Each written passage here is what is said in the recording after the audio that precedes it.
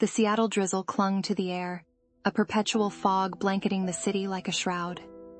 It was the kind of rain that seeped into your bones, a constant reminder of the city's melancholic soul.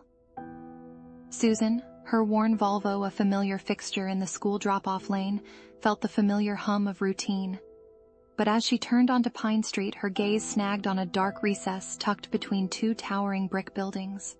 A pair of legs clad in faded denim sprawled in the narrow alleyway, its entrance hidden by the bulk of a rusted trash bin. Susan's heart lurched. She'd been living in Seattle for 5 years, but this wasn't the familiar, harmless grime of the city's underbelly she was used to. Something about the way the legs lay, twisted at an unnatural angle, screamed wrong. This felt different. A chill, unrelated to the morning's dampness, ran down her spine. Susan, usually the picture of domestic tranquility, felt a surge of adrenaline.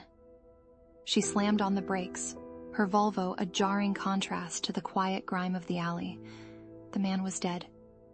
His face, pale and gaunt, was obscured by a tangle of unkempt hair and beard, the stench of cheap whiskey and decay filling her nostrils. The city's stench, Susan thought, trying to separate the familiar scent of the alleyway from the sharp odor of death. She had never seen death up close, only in news reports or movies. This felt visceral, raw, and deeply unsettling. As she stared at the man, a wave of nausea washed over her. She thought of her kids, their innocent faces, their constant chatter.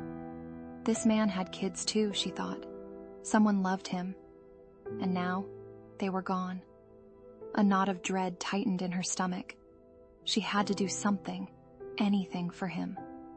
A surge of determination coursed through her, a strange mix of fear and a fierce need to do something, anything to help this man. But what could she do? She was just a mom, a housewife, a woman with a life that revolved around school pickups and soccer practice. She wasn't a detective, but this man, whoever he was, deserved justice. She wouldn't just leave him there, forgotten in the shadows of the city. She fumbled for her phone, her fingers trembling slightly.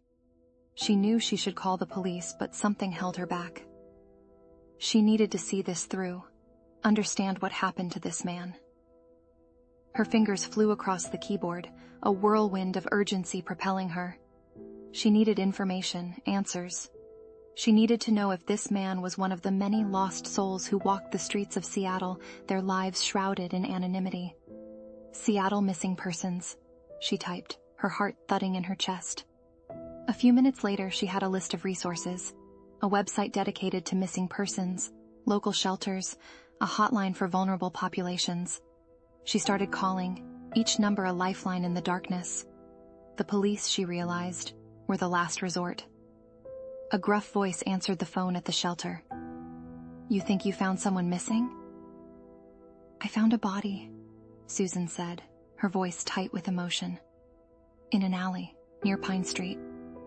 "Tell me what you know," the voice instructed. Susan described the man's appearance, the clothes he was wearing, the position of his body. She could hear the gruff voice taking notes, the rustling of papers. "You did the right thing, coming to us," the voice said finally. "We'll get someone out there. Stay safe." The phone call gave her a sense of purpose. This was a mission, a quest for truth. She felt a strange sense of empowerment, a newfound strength in the face of death. Susan's heart ached for this man, a nameless soul who had fallen through the cracks of society. She needed to give him a voice, to find out who had taken it from him. The hours that followed were a blur of activity. She spoke to the police, her initial reluctance giving way to the need for a proper investigation. She described the alleyway, the surrounding buildings, everything that might help them find the killer. The police, though initially skeptical, were intrigued by her insistence, her genuine concern. They promised a thorough investigation, but Susan wasn't satisfied. She felt a deep connection to this unknown man, a responsibility to his memory. She went back to the alleyway, the fear she felt earlier replaced by a grim determination. She found a discarded cigarette pack near the body. It was a brand she didn't recognize, its packaging covered with cryptic symbols. A clue, she thought. a link to the killer. She went to the local convenience store, the one she knew the owner of, and asked about the brand.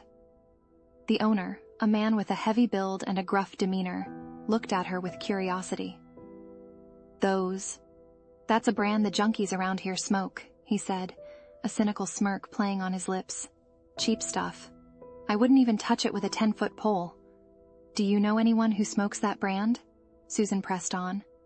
The owner hesitated, then shrugged. There's a bunch of them hanging around the park down the street.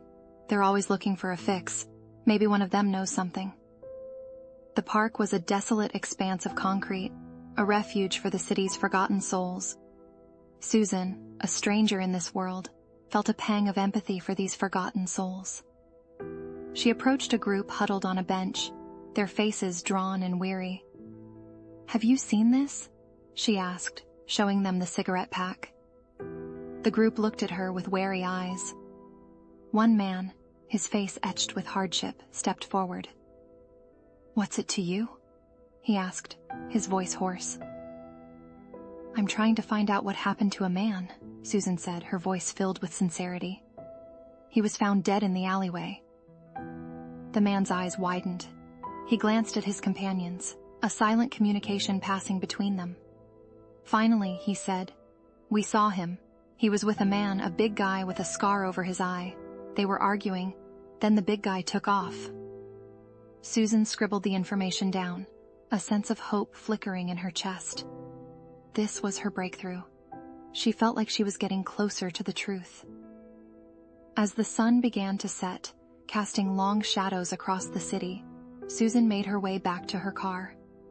The day had been a whirlwind of emotions: fear, grief, determination. She had walked into the darkness and emerged with a glimmer of hope.